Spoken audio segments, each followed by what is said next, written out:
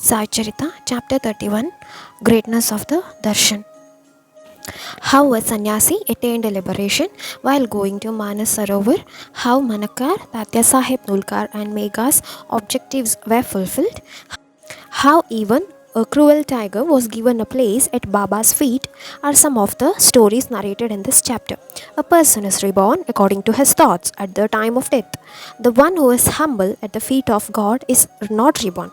Thus, chanting the name of the Supreme Spirit, Om, and remembering God at the time of death, a sadhak reached his last refuge. Once a Madrasi sannyasi named Vijayanand left Madras for Manasarovar with great enthusiasm. Having seen a Japanese traveler's map of Manasarovar, he desired to visit Manasarovar. During his journey, he came to Shirdi. He had heard about Baba's fame. At that time, Swami Somdevji of Haridwar was also at Shirdi. Swami Somdevji gave him information about Manasarovar. It was 500 miles and the route lay above Gangotri. The Bhutanis greatly harassed the outside travelers. Hearing this information, the sannyasi was distressed. He felt very worried. But when he took Baba's darshan and prostrated at his feet, he felt highly pleased. At that time, Sai's morning darbar was full. The sannyasi was benumbed by watching the crowd of devotees.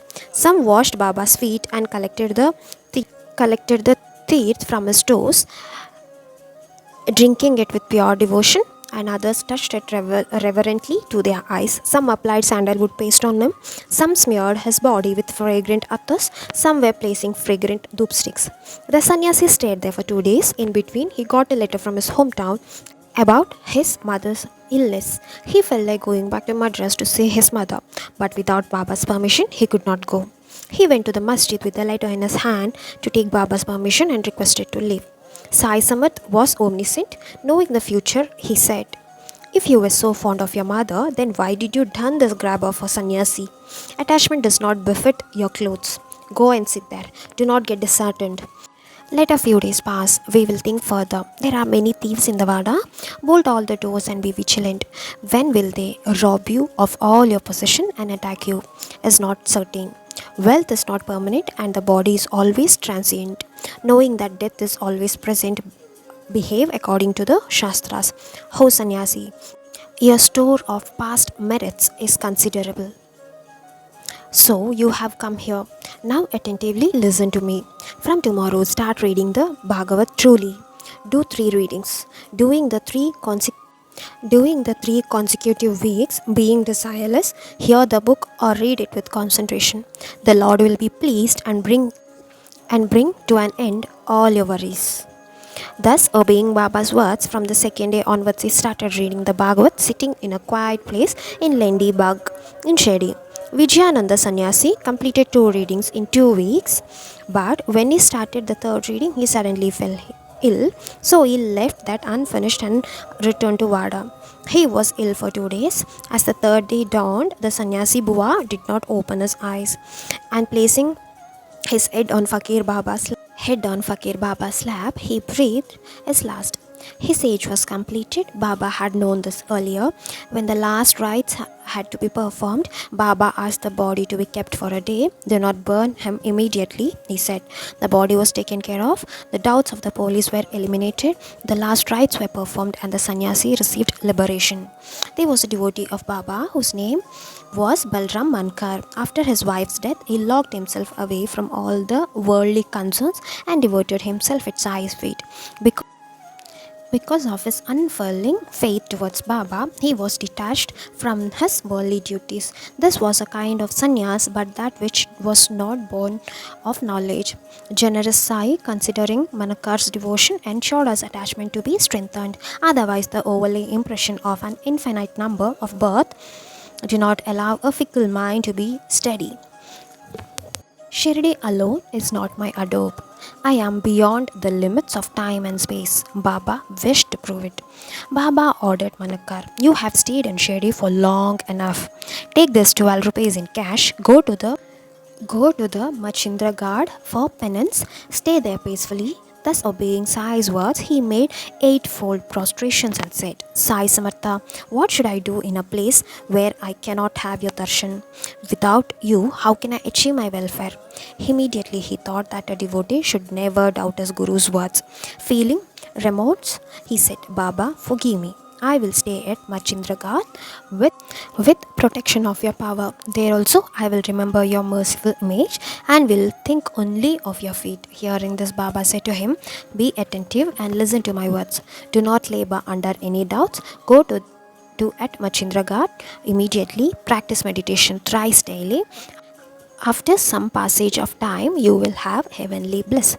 Getting this assurance, Balram went to Machindragarh. Balram did penance as per Sai's instructions. Baba gave his darshan in person when he was in deep meditation. Having darshan in that samadhi state is sure, but it was Baba's marvel that he gave darshan to Balram when he was still seated. Balram asked Baba, Baba, why did you send me here? To this, Baba replied, While you were in Shirdi, you had many ideas and many waves of thoughts arose. Therefore, I sent you to the God. You thought that I was in Shirdi with a body composed of 5 elements and 3.5 cubits in length and not outside. Now you see for yourself whether I am the same as you saw in Shady. I wish you to understand this, so I send you here. Look attentively. Manakar, after completing the specified time, left Machindragarh. He arrived at Pune station to go to his hometown Bandra by train. So he went near the ticket window and a miracle happened. Balram saw an unknown traveller with a lion cloth around his waist and a blanket on his shoulder, with the appearance of being a rustic standing near the ticket window. The rustic bought a ticket for Dadar and turned back. His eyes encountered those of Manakar's, and he asked him, Where are you going? When Balram said Dadar, he gave his ticket immediately to Manakar, saying, I too was going to Dadar, but I have remembered some important work for which I have to stay here, so you can take this ticket. Those days, tickets were not easily available even after payment. When it was offered without making any effort, Balram was pleased. When he took out the money from his pocket to pay the ticket fare to the rustic was nowhere to be seen till the time the train came. Baba gave him darshan in Machindragarh and appeared in a rustic peculiar apparel and handed him the ticket for Mumbai. Afterwards, with firm faith and devotion, he offered himself at Sai's feet. At last, he died on the sacred soil of Shirdi. Tatya Sahib Nulkar and Megha were the fortunate devotees who breathed their last in Shirdi. When Megha died, accompanied by the villagers, Baba also went in the procession to the cremation ground and covered the body with flowers.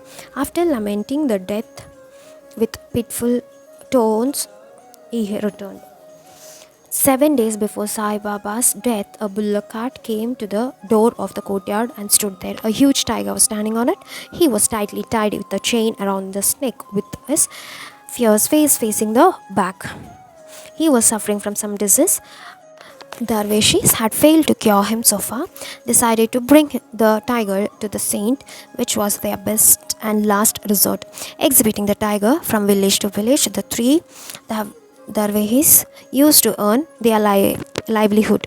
While they were in Shirdi's vicinity, they had heard about Baba's Leela and came to Shirdi. Baba's feet are like wish-fulfilling gem.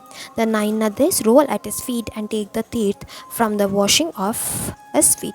So those Davishis bought the ill tiger at Sai's feet.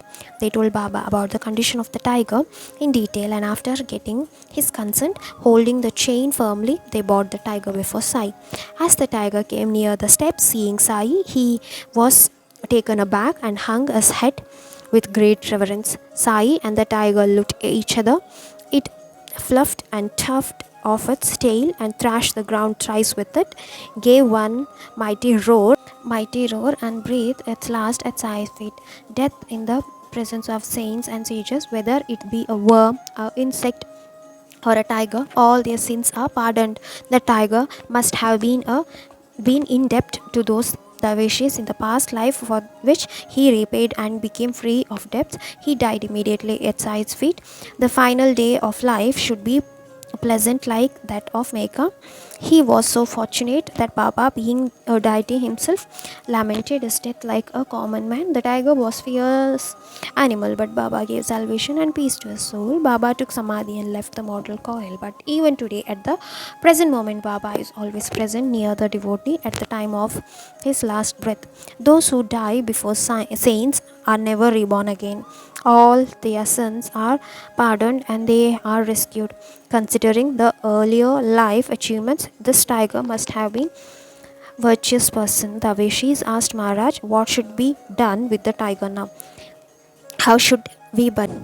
How should we bury him? Give him salutation with your own hand. Maharaj said, do not grieve.